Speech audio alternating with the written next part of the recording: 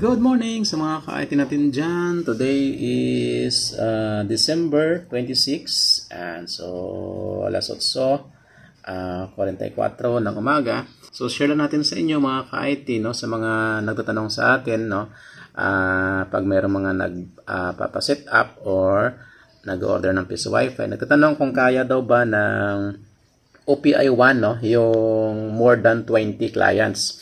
So ngayon meron tayo ditong 31 Wi-Fi clients, no, na nakakonect sa ating piso Wi-Fi. So itong piso Wi-Fi natin ay naka-deploy ito sa ibang area. So niremote ko siya. Ayan ang kanyang IP address using zero tier. Okay, so tingnan natin dito sa ating zero tier. So ito siya. Yan, yung IP na yan.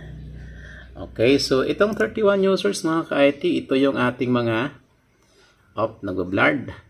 Ito yung mga connected pa ngayon kasi nagpa-free time tayo noong December 24, no?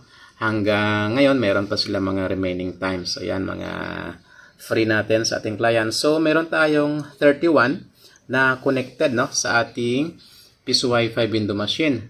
Ayan, so, kayang-kaya ng piso Wi-Fi natin or ng OPI1 natin yung more than 30 clients. So, kanina nasa 36 yan. Ayan, so nag-offline na yung iba. So, tingnan natin dito sa system, no? Ayan, so yung current utilization niya ng kanyang processor, CPU, ayan, napakababa, no? Na mayroon siyang 31 users currently na nakakonected. Ayan, so halos kalahati lang, no? Ayan. Bumaba naman. At saka yung temperature dito, napakababa mga ka-IT. Ayan, no, 27 lang, 0.8. Ayan, so kasi yung setup ko dito ay meron akong fan, no, na nakatutok sa aking board. So nakita nyo naman dyan, no, sa ating mga setup sa ating video, dito sa ating YouTube, tsaka sa ating Facebook page. So hindi masyadong struggle yung ating OPI1. Yan, 28.4. So, yan lang yung pinakamataas na temperature, no? Tsaka yung ating RAM dyan. So, ito yung nagamit, no? 373. Ito yung built-in RAM ng ating OPI. Tsaka ito naman yung ating SD card. Yan. So, 2.0 lang yung na-consume. So, uptime niya, 23 hours and yan, 38 minutes. So, ang pinakamataas lang na utilization, so ito, ayan, nasa 62%, no? Ayan, bumalik na naman siya, bumaba na naman. 62% with 31 clients. Okay, so ayan siya mga ka-IT.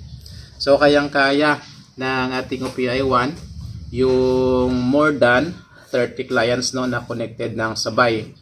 So, ito may naghulog na, malamang na-expired na yung free time niyan. Okay, so yan, nagpa-free time ako dito from December 24, no, hanggang ngayon meron pang nakakonected.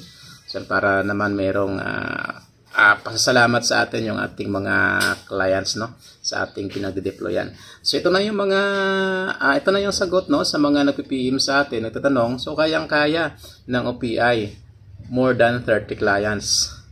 Okay, so sa mga, of course, may mga masyado pa dyan marami na mga clients, so advisable talaga na maganda, mas mataas yung specs ng ating setup, lalo na yung ating mainboard dyan, no?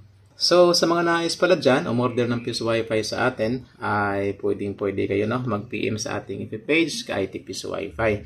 And of course, sa mga bago dyan, no, sa ating channel, ay pakisubscribe nyo na mga ka-IT, itong ating YouTube channel. Yan, so search nyo lang dyan, ka-IT. So, lalabas yung ating channel dyan. Yan. Okay, so subscribe na sa mga bago dyan.